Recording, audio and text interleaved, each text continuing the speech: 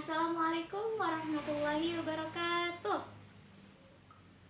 Selamat pagi anak-anak. Bagaimana keadaan kalian hari ini? Oke, alhamdulillah. Baik anak-anak, sebelum pembelajaran hari ini dimulai, mari kita berdoa dulu sama-sama ya. Silahkan KM-nya Muhammad Zidan disiapkan dulu teman-temannya dan pimpin doa untuk memulai kegiatan pembelajaran kita hari ini.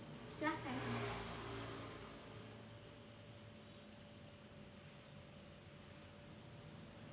Amin. Alhamdulillah, jika sudah berdoa, kemudian sekarang Ibu minta coba kalian cek teman-temannya di sebelah kanan, sebelah kirinya, dan di depan dan juga belakang. Siapa yang tidak masuk? Masuk? Oke, masuk. Baik, hadir semua ya.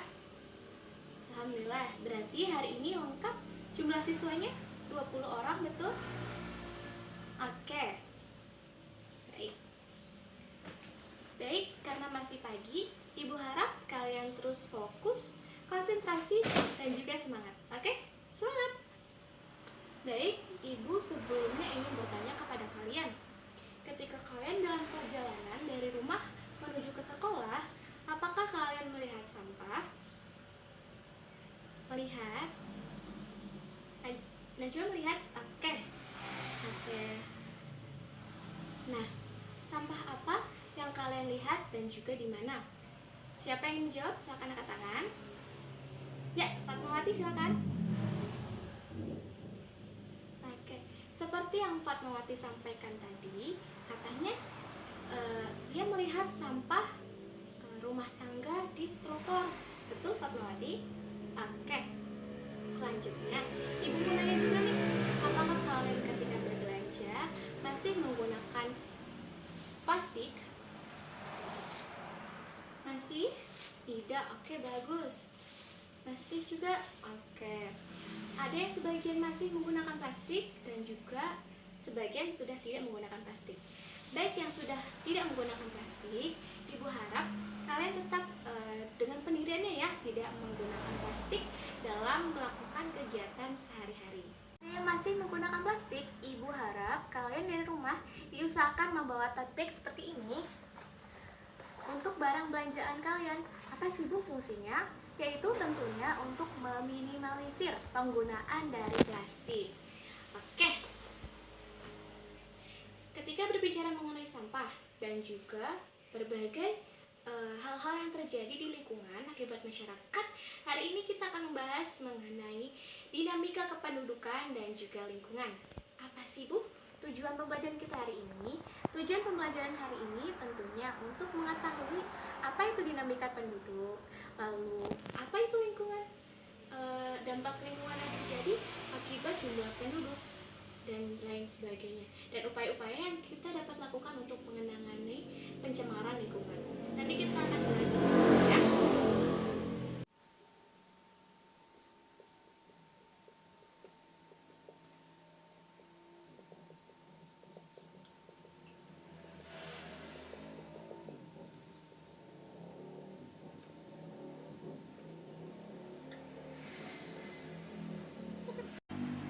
Dinamika penduduk.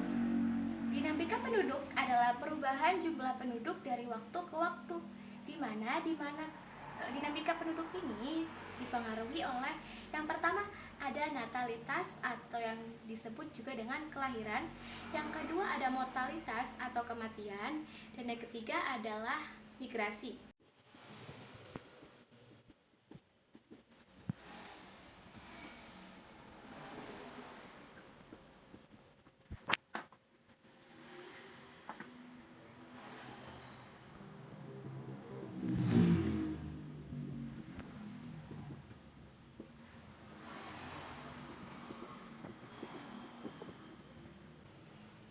Baik, kita akan membahas yang pertama dulu mengenai angka kelahiran atau natalitas.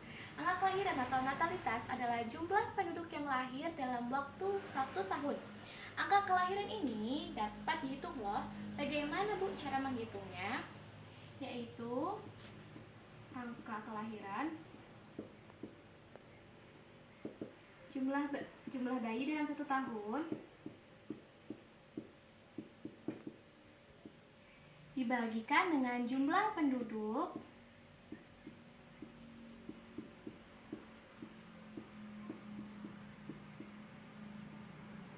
dikalikan dengan 1000.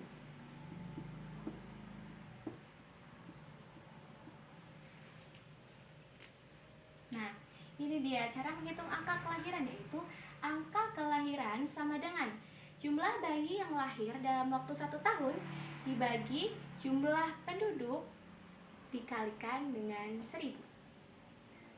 Nah, oke. Setelah kalian melakukan perhitungan angka kelahiran, selanjutnya hasilnya dicocokkan dengan acuan penggolongan angka kelahiran berikut ini, yaitu yang pertama, rendah. Jika angka kelahiran lebih kecil dari 20, dan juga sedang jika angka kelahiran 20 sampai 30, dan juga tinggi jika angka kelahiran lebih besar daripada 30. Baik. Selanjutnya ada mortalitas atau dikatakan sebagai kematian. Bagaimana cara menghitungnya? Sebelumnya, mortalitas atau kematian adalah faktor yang mempengaruhi penurunan jumlah penduduk, di mana angka kematian adalah jumlah penduduk yang meninggal dalam waktu 1 tahun. Kalian juga harus mengetahui ya, ada perhitungan dari angka kematian. Bagaimana sih Bu caranya? Baik, simak ya. Itu angka kematian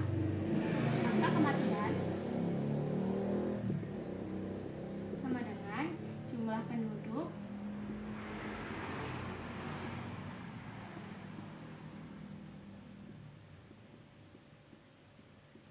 dalam waktu jumlah penduduk meninggal dalam waktu 1 tahun dibagi jumlah penduduk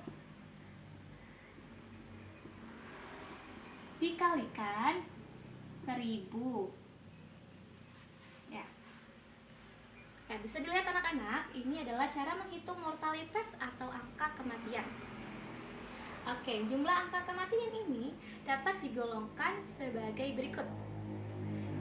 Yang pertama, apabila angka kematian itu dikatakan rendah atau kurang dari 14, maka tergolong ke dalam rendah. Angka kematian sedang jika angka kematian berkisar antara 14 sampai 18. Sedangkan untuk angka kematian yang dikatakan tinggi jika angka kematian lebih besar daripada 18. Oke, selanjutnya ada perpindahan penduduk atau dikatakan sebagai mortalitas. Sebelum menjelaskan materi mengenai perpindahan penduduk, Ibu bertanya dulu, siapa di sini yang termasuk seorang siswa pindahan dari luar kota? Siapa? Oh, Anita.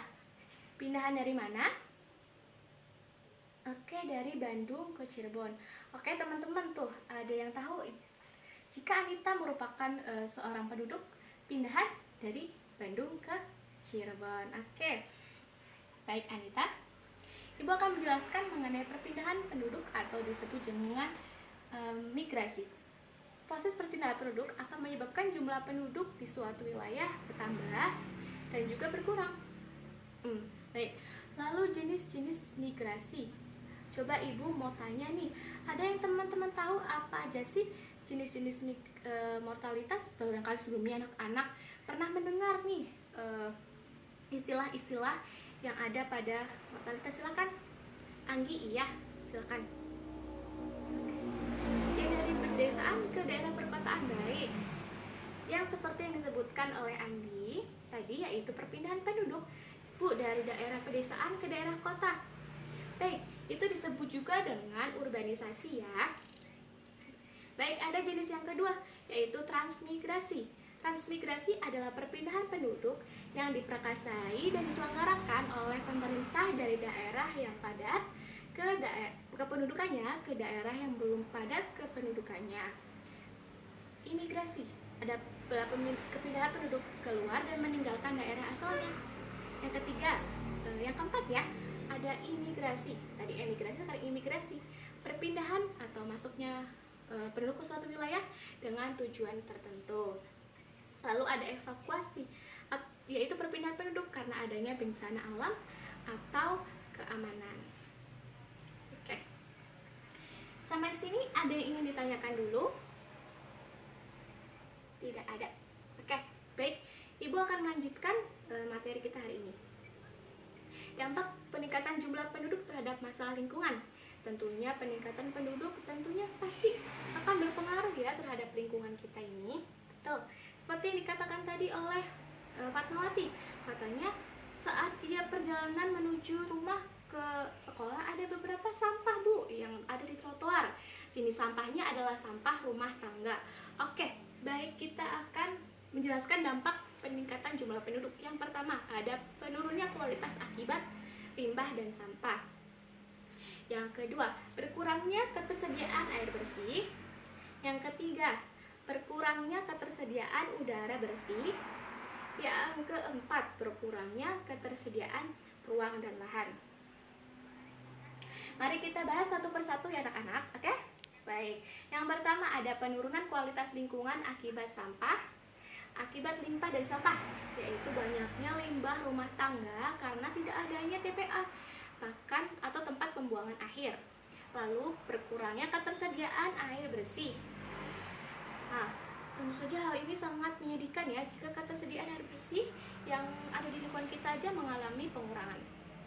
Lalu berkurangnya ketersediaan air bersih ini apabila masyarakat kekurangan air bersih, maka terpaksa menggunakan air untuk melakukan aktivitas sehari-hari. Tentunya kalian tahu sendiri ya, air sungai itu banyak mengalami pencemaran ya. Dari mulai kita yang biasa membuang sampah di sungai, itu kan tentunya akan mencemari air yang ada dalam sungai. Dapat dimengerti anak-anak? Oke. Lalu apa sih Bu ciri-ciri yang tercemar? Yaitu adanya perubahan suhu. Yang kedua, adanya perubahan pH. Yang ketiga, adanya perubahan warna, bau, dan juga rasa pada air. Yang keempat, adanya bahan endapan atau bahan terlarut. Lalu yang kelima, adanya mikroorganisme. Baik. Berkurangnya ketersediaan udara bersih. Tentu ya, ini sangat menjadikan jika kita kekurangan udara yang bersih di lingkungan kita, yang pertama, maka semakin banyak jumlah penduduk, maka ketersediaan udara bersih juga semakin berkurang. Lalu yang kedua, polusi udara yang disebabkan gas karbon monoksida atau CO dari kendaraan bermotor. Yang ketiga, karbon monoksida dapat menyebabkan pusing, pingsan, bahkan sampai kematian loh. Ya, betul sekali. Ya. Berkurangnya ketersediaan ruang dan lahan pertanian. Jumlah penduduk yang banyak juga menyebabkan kebutuhan ruang dan lahan pertanian semakin banyak. Tentunya jika punya penduduk banyak, mereka ingin mempunyai rumah dan terus akan bergulir dan akan mengurangi ketersediaan lahan pada lingkungan kita ya. Lalu ada ketersediaan pangan dan udara bersih juga akan berkurang. Sampai di sini ada yang ditanyakan terlebih dahulu? Tidak ada? Semuanya paham ya yang Ibu sampaikan tadi? Paham? Alhamdulillah jika sudah paham. Baik, untuk selanjutnya Ibu kali ini akan memberikan kalian soal-soal kepada kalian, tapi kalian dapat menjawabnya dengan cara berkelompok. Oke? Tadi jumlah siswa di sini ada 20 orang ya, betul? Oke, 20 orang. Ibu sudah membaginya menjadi 3 kelompok. Kelompok pertama, Ibu akan membagi dari baris pertama saja ya, ke belakang. Baris kedua untuk kelompok kedua, dan yang ketiga adalah kelompok ketiga. Baik, dapat dimengerti anak-anak? Oke. Iya, betul sekali. Iya. Jadi kelompok 1, kelompok 2, dan juga kelompok 3. Baik, Ibu akan soal pertama ya. Coba kalian siapkan atau duduk berkelompok dulu. Coba silakan buat lingkaran atau duduk saling berhadapan. Silakan siapkan. Baik, sudah siap ya? Baik, tolong catat pertanyaan yang Ibu sampaikan. Yang pertama, jumlah penduduk negeri A tahun 2019 tercatat 4.000 jiwa. Sedangkan jumlah bayi yang lahir 40 bayi pada tahun itu. Maka angka kelahiran pada negeri A adalah, coba ibu kasih waktu ya, 1 menit untuk kalian menghitungnya. Tadi rumusnya sudah ibu jelaskan, silakan dihitung. Selesai, kelompok mana yang jawab terlebih dahulu? Oke, kelompok 2 silahkan, jawabannya berapa? 10. Kelompok 1 menyetujui? Jawabannya 10 sama? Setuju. Kelompok 3 sama 10? Setuju, baik. Betul sekali, kepada kelompok 2 jawabannya adalah 10. Gimana sih Bu, kok bisa 10? Betul sekali tadi ya. Seperti yang Ibu jelaskan, jumlah angka kelahiran sama dengan jumlah bayi yang lahir dalam waktu 1 tahun dibagi dengan jumlah penduduk dikalikan dengan 1000.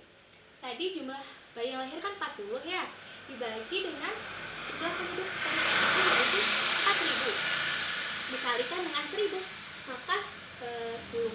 Maka berdasarkan acuan di atas, maka angka kelahiran negeri A termasuk ke dalam rendah. Oke, dapat dimengerti anak-anak ya. Oke, selanjutnya adalah soal kedua. Jumlah penduduk di negeri A tahun 2019 tercatat 4000 jiwa.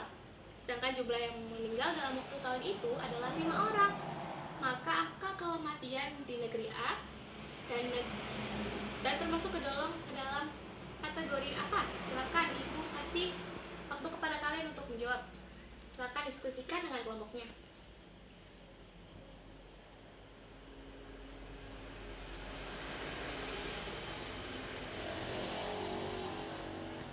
Baik, Ibu tunjuk ya. Silakan kelompok 3. Menurut kalian jawaban dari kelompok kalian apa? 1,25 termasuk rendah. Oke, setuju ya kelompok 2 sama, dan kelompok 1 sama. Oke, baik, berarti betul ya, tadi jawabannya adalah 1,25. Maka angka kematian di negeri A adalah 5 dibagi dengan 4000 dikalikan dengan 1000 sama dengan 1,25. Betul hitungan kalian. Dan juga berarti angka kematiannya termasuk ke dalam kategori apa? Ya, kelompok 3. Betul sekali, kategori A ya. Atau rendah, atau kurang dari 20. Betul, 14. Kurang dari 14. Oke, salah. Pertanyaan terakhir nih, silahkan dijawab. Jenis-jenis migrasi. Silahkan sebutkan jenis-jenis migrasi dan juga pengertiannya. Silakan, tadi kelompok 2 dan 3 sudah menjawab. Silakan jika ingin kelompok 1 barangkali diskusikan. Sudah? Silakan jawab. Silakan dipaparkan jawabannya. Oke, betul sekali ya. Jenis-jenis migrasi ada urbanisasi, transmigrasi, emigrasi, imigrasi, dan juga evakuasi. Oke, betul sekali. Mari tepuk tangan bagi kita semua yang sudah menjawab pertanyaan dari Ibu ya. Baik, semua kelompok 1, 2, dan 3 sudah menjawab pertanyaan dari Ibu dengan benar. Oke, Ibu akan catat nilai kalian pada daftar nilai yang ada pada Ibu. Terima kasih. Sebelum penutup kegiatan pembelajaran kita hari ini, Ibu mau sedikit review ya tadi apa yang telah kita pelajari, yaitu kita belajar dinamika kependudukan, terus apa saja faktor-faktornya, ada mortalitas Bu, ada natalitas, dan juga ada mortalitas. Oke, ada beberapa juga dampak-dampak yang dipengaruhi oleh dinamika penduduk, ada kebersihan air, udara, dan lain sebagainya. Oke, anak-anak dapat dimengerti? Oke, terima kasih. Sebelum menutup, Ibu akan silakan siapa yang ingin menyimpulkan kegiatan pembelajaran kita hari ini? Ya, silakan Najwa. Betul sekali. Oke, Najwa. Baik, kita telah, seperti Najwa katakan, kita sudah belajar mengenai dinamika penduduk, yaitu perubahan penduduk dari waktu ke waktu, yang juga tadi Ibu menjelaskan mengenai ada beberapa ya faktor yang dipengaruhi oleh dinamika penduduk. ada natalitas atau kelahiran, ada mortalitas atau kematian, dan juga ada mortalitas. Dan juga tadi ada dampak-dampak ya dari peningkatan jumlah penduduk terhadap masalah lingkungan. Ada penurunan kualitas lingkungan akibat sampah dan limbah, ada kualitas udara, kualitas air bersih, dan juga berkurangnya ketersediaan ruang dan lahan pertanian. Oke, sebelum kita tutup, Ibu akan memberikan tugas atau PR untuk kalian. Silakan buka LKS halaman 15. Sudah dibuka? Oke, jadikan PR ya. Minggu depan Ibu akan cek satu-satu tugas kalian itu pada halaman 10. Sudah dibuka? Ya, silakan tandai ya halaman 10. Oke, terima kasih anak-anak atas perhatiannya hari ini. Mari kita tutup kegiatan pembelajaran hari ini dengan membaca hamdalah. Alhamdulillahirobbilalamin. Terima kasih atas perhatiannya Ibu. Mohon maaf bila ada kesalahan kata dalam pengucapan. Wassalamualaikum warahmatullahi wabarakatuh.